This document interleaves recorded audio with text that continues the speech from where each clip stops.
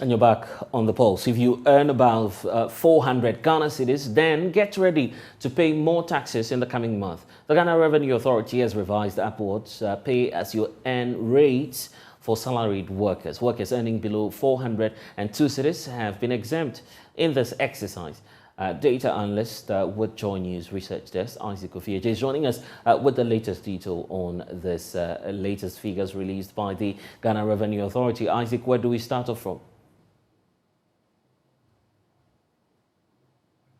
Isaac, we are unable to hear you now. Just like you said, this is pay-as-you-earn tax, and so it's a progressive tax. It simply means that the more you earn, the more you pay. And so the Ghana Revenue Authority, they revised this tax handle, and it simply means that if you fall within a certain bracket of income, you pay a certain tax rate. It is not a fixed rate throughout.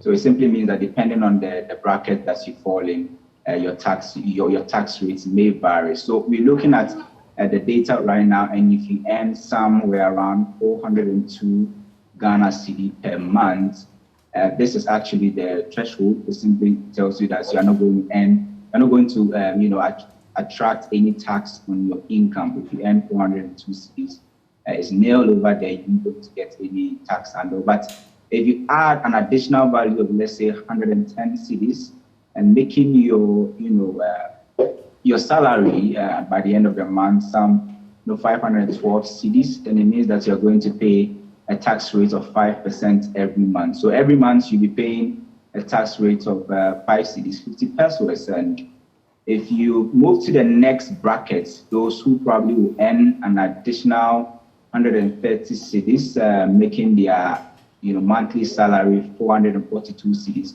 you attract a tax rate of 10%. Those earning 3,442 cedis will attract a tax rate of 17.5%. You'll be paying some 543 cedis by the end of the month. And people like you, Blessed, who earn more than 20,000 Ghana cedis, will attract a tax rate of 25%, and you'll be paying over 4,000 cedis a month. This is the annual adjustment that the Ghana Revenue Authority. Yeah, but I see you featuring in excess of 50,000 Ghana cedis, so that's attracting equally some 35%, right? Possibly we'll be looking at people like advancement side, right? We can talk about this some other time. But what has this got to do? And Isaac, let's talk about that. What has this got to do with government's revenue targets for 2023? Really? So if you look at government's revenue target, this year is really going to be, in a year that government must collect a lot of revenue, because this is the first time in 60 years after independence that our total expenditure is expected to exceed $200 billion. It's around $205 billion for 2023. And if you look at the tax component of the revenue that we want to raise, it's around 47% of the entire tax component. It's around 143 billion Ghana cedis. And look at the tax component, which is around 143 billion cedis. The personal income tax, a portion of this, tax handle we're talking about, is around 16 billion. And so it means that the government would want to earn, rake in some 16 billion this year from workers' salaries and, for how much you earn and the tax they place on it. If you compare the 16 billion to what government projected to earn last year, which is 2022, it was around 12.5 billion cedis. So if you do the math, the government will want to raise or increase their revenue from personal income tax or personal tax by some 35%. And if you look at the data, government will really go heavy on revenue generation this year. They wouldn't want to let any billion or cedi, go through. Okay. I want to hear from Professor John Gachi on this. He's an economist, Dean of the University of Cape Coast Business School. Prof, here we are. Inflationary figures, 54.1% as of December last year. Government is adding on in terms of the burden. it's going up now in terms of the pay levels. The rates indicated there on the screens a couple of minutes ago. What would be the impact really on the economy and individual ones as well?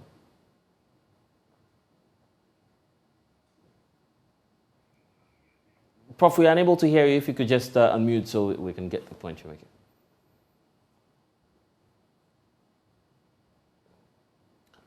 Hello, Prof. Gachi, if you can hear me, I'm just asking what the impacts will be. Yeah, okay. Right. Yeah, the impact is considered from various points of view. Number one, this impact will erode the disposable income of individuals. What they want to consume, they may not be able to consume that.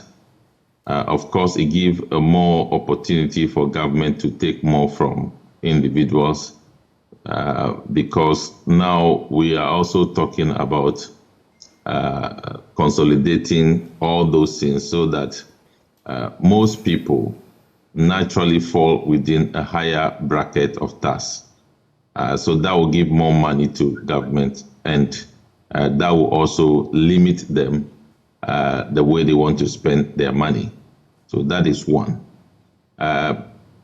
If you even combine this with the indirect taxes that we have, VAT, VAT has the ability of influencing price increases across board because many items and services are affected by VAT. And that for the first quarter, one can project that it can surely increase the rate of inflation as we have now. Around 54%. That is expected to inch up a little bit because of inflation. And again, the taxes have pass-through effect.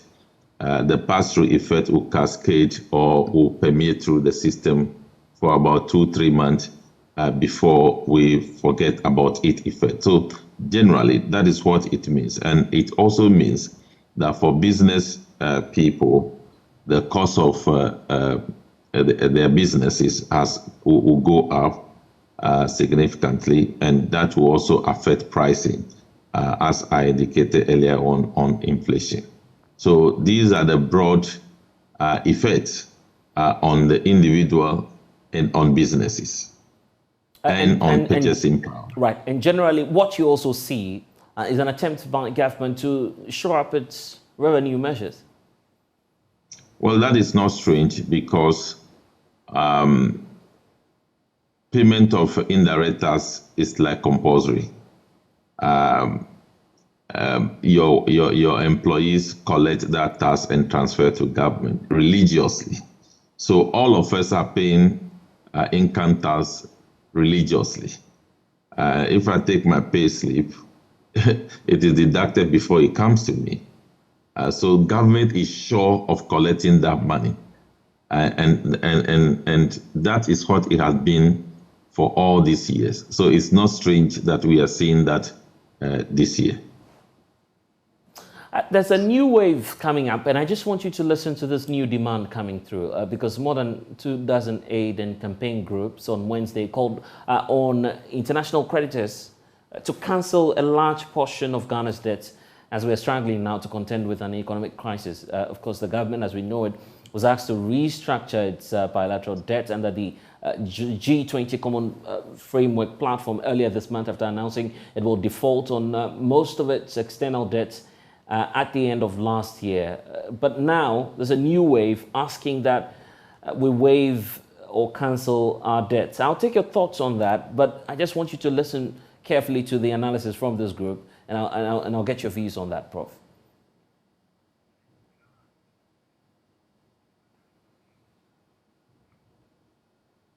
Well, we'll get that for you shortly. But Prof, the whole idea of having our debts cancelled, how feasible is that at this moment? Well, debts have been cancelled over the years when certain conditions are present. And Ghana has received debt cancellation benefit in the past. I think quite recently, we can talk about the HIPIC initiative. There were debt cancellation, debt forgiveness, etc. And the purpose of that is to give some respite to the country to recover and rebuild. That is the essence of that. It is not anticipated that the country will run into debt such that it is not able to pay its debt again. That is not the expectation. If you look at the period that we received benefit from debt cancellation, debt forgiveness, we exited the HIPIC initiative around 2006, not quite long.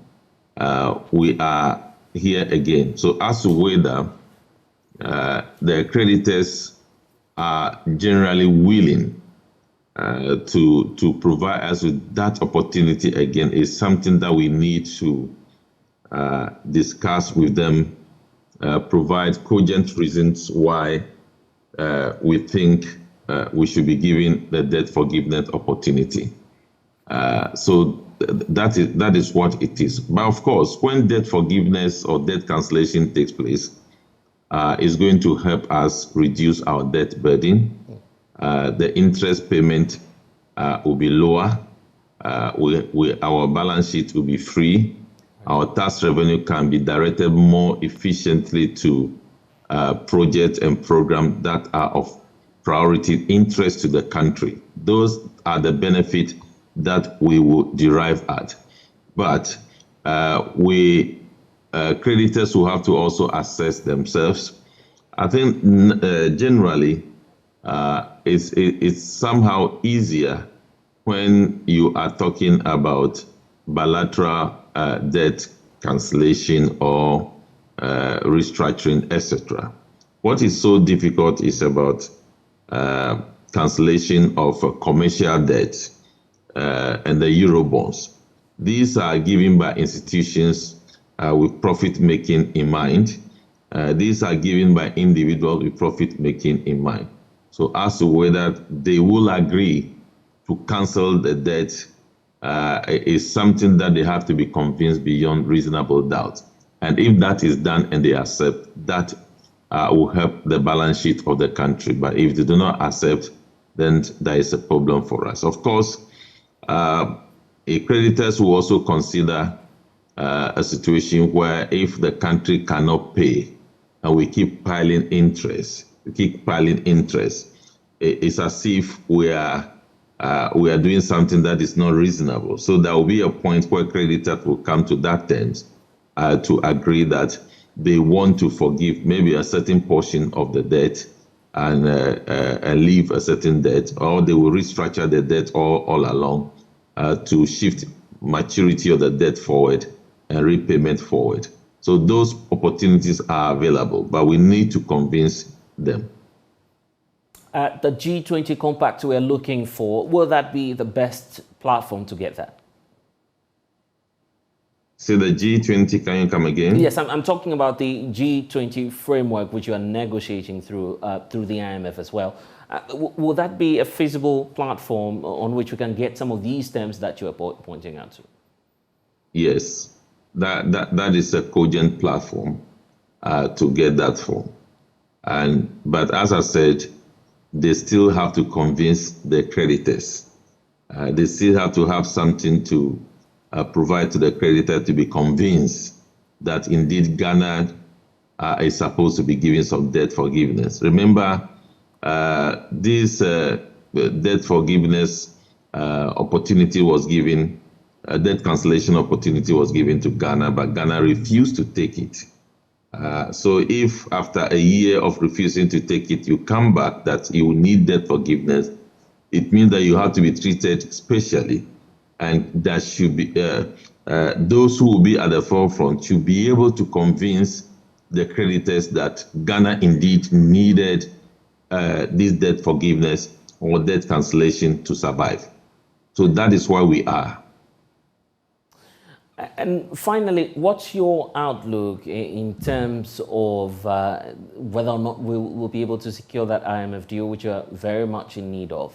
Looking at all that's happening to the debt exchange, looking at what's happening with government's revenue measures, what do you see happening at the end of the day? Well, I think we will need to look at the debt exchange program again. The IMF have provided us a number of conditionalities. The government of Ghana and the people of Ghana have supported government to achieve that. Number one, you needed to increase revenue. The people of Ghana and the Parliament of Ghana have supported the government to agree to introduce a restructured e-levy.